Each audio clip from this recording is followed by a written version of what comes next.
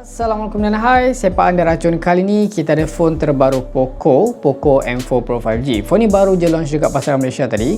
Untuk Poco M4 Pro 5G ni sebenarnya ini adalah version yang dikemas kini lah daripada Poco M3 Pro 5G yang baru juga dilancarkan lebih kurang 5 bulan lepas. So apa je yang baru dekat phone ni? Apa je yang best? So kalau korang tahu, jom kita mulakan racun sekarang.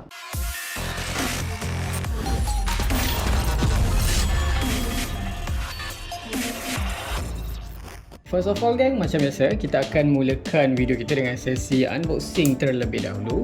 So kita akan buka dulu plastik kat belakang geng. Alright, bismillahirrahmanirrahim. Buka dulu plastik ni, cantik. So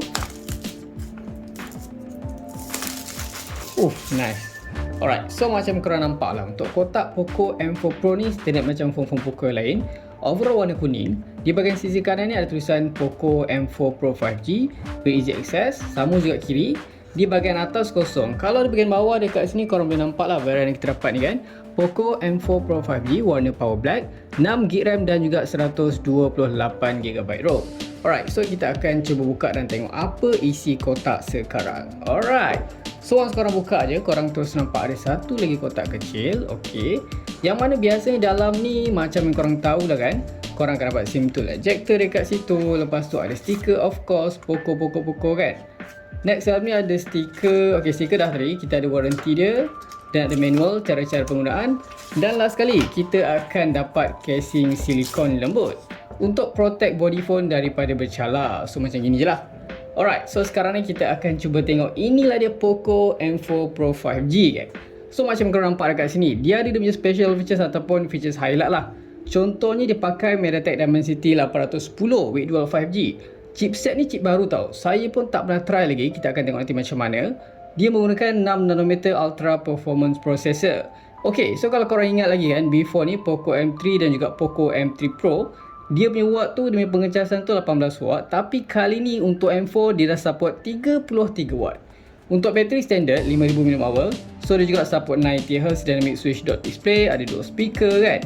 Dan terakhir, okay kan, so untuk dia punya pixel, untuk dia punya kamera, dia support 50MP AI main camera. Okay, so kita akan keluarkan dulu phone dia.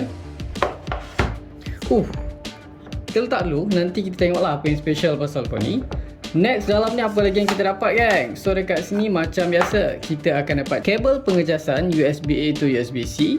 Dan terakhir kita akan dapat adapter 33W.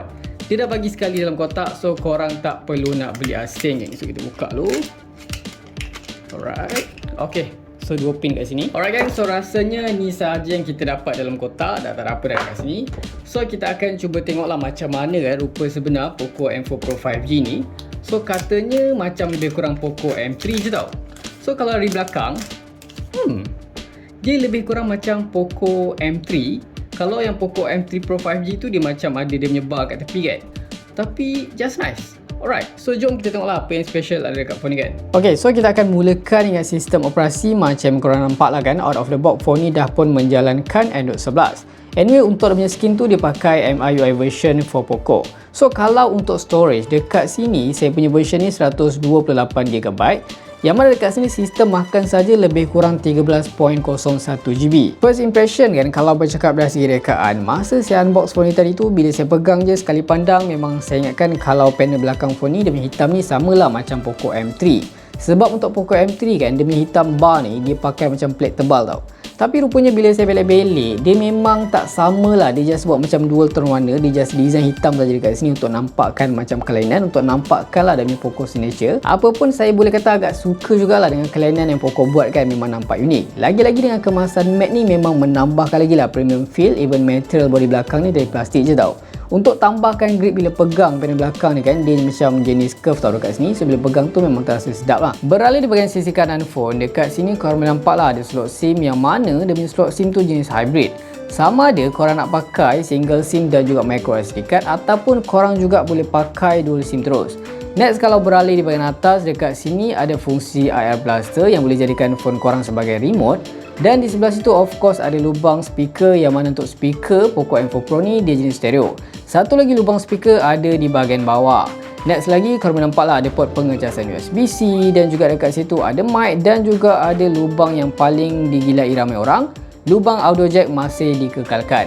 Next, kalau beralih pula di bahagian sisi kiri, dekat sini ada volume button lah up and down, dan juga dekat situ ada power button.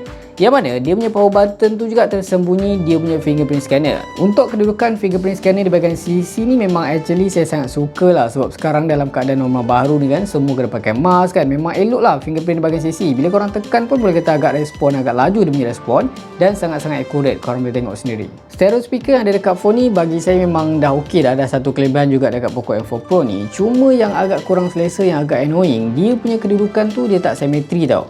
Korang boleh tengok sendiri, satu di bahagian bawah, di bahagian kanan di bahagian bawah dia punya lubang. Kalau di bahagian kiri, lubang dia di bahagian atas. So kalau korang nak gaming pakai phone ni, dia macam tak berapa nak selesa lah tangan korang tu kan. Tapi tak apa, at least korang juga ada lubang audio jack dekat situ kan, no problem. Untuk bunyi of course lebih kuat lah daripada mono. Cuma dari segi sound quality dia tu terasa macam speaker murah lah. Dia punya bass tu macam kosong kan. Korang boleh nilaikan sendiri, saya akan buka volume yang boleh kata paling tinggi dekat sini.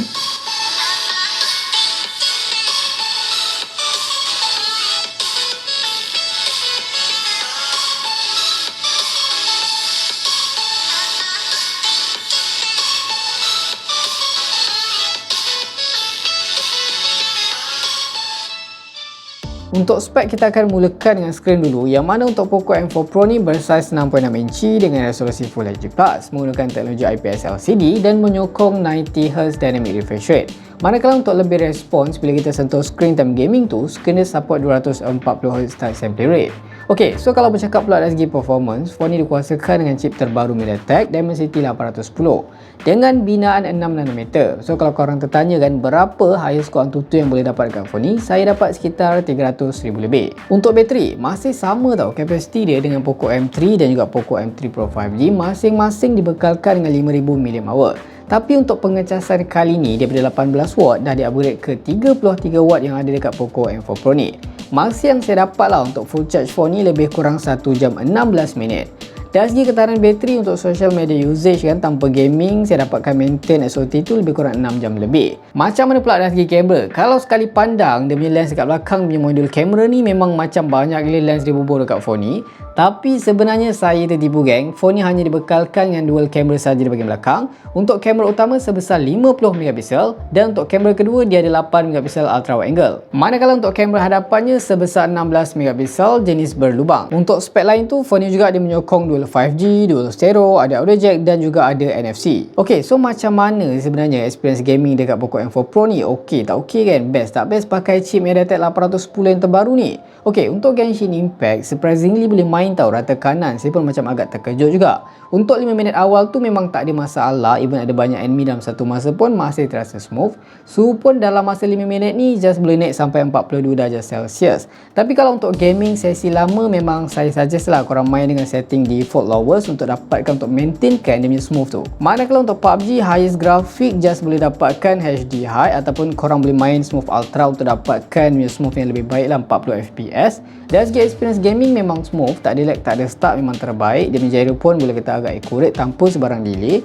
Mungkin kalau korang nak, kita akan PUBG non-stop. Cuba korang komen lah kalau korang nak saya buat PUBG non-stop dekat phone ni. Untuk Call of Duty Mobile hanya support max graphic medium height sahaja. Manakala untuk Mobile Legend, max graphic korang boleh dapatkan height dan juga korang boleh enablekan HFR mode. Sekarang ni kita akan cuba explore features yang ada dekat dalam aplikasi kamera. So far kalau dari segi UI tu memang standard Poco, standard Xiaomi, memang sangat-sangat mesra pengguna. Korang just swipe kanan dan kiri saja untuk tukar mode. Untuk dekat mode dekat sini ada mode malam, ada 50MP, short video, panorama, slow motion, dokumen dan juga time lapse. Ok, so kalau dari segi video kan, untuk resolusi yang paling tinggi, korang boleh rakam hanyalah 1080p 60fps saja. So dekat sini ada juga Pro, korang juga boleh dapatkan portrait. Ok, so korang boleh tengoklah hasil yang saya rakam menggunakan Poco M4 Pro.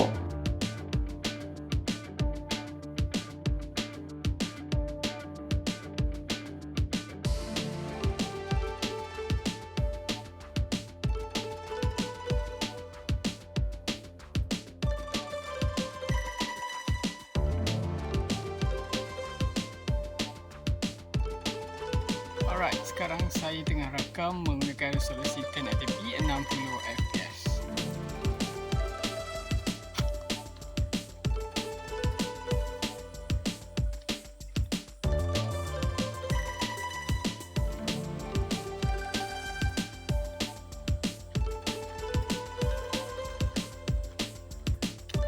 Kita dah tahu dia punya spek, kita dah tengok dia punya feature. So korang rasa agaknya berapa harga rasmi Poco M4 Pro ni bila dah rasmi dekat pasar Malaysia? So untuk pasar Malaysia nanti, Poco M4 Pro ni akan didatangkan dengan dua version, 464 ataupun 6128. Yang mana untuk 464 harga rasmi 849. Untuk version ada dekat tangan saya sekarang ni 6128 dijual pada harga rasmi sekitar 999. Tapi kalau korang beli masa promo, masa first jualan diorang 11 November nanti adalah diskaun sikit. Yang mana untuk yang 464 tu boleh dapat 749. Kalau 6128 ni boleh dapat 899. So geng, korang rasa macam mana, okey tak okey bila korang beli phone ni, best tak best kan? Kalau korang suka video ni, jangan lupa tinggalkan like, share, komen dan subscribe. Itu sahaja racun kali ni. Jumpa lagi di racun-racun seterusnya. Assalamualaikum.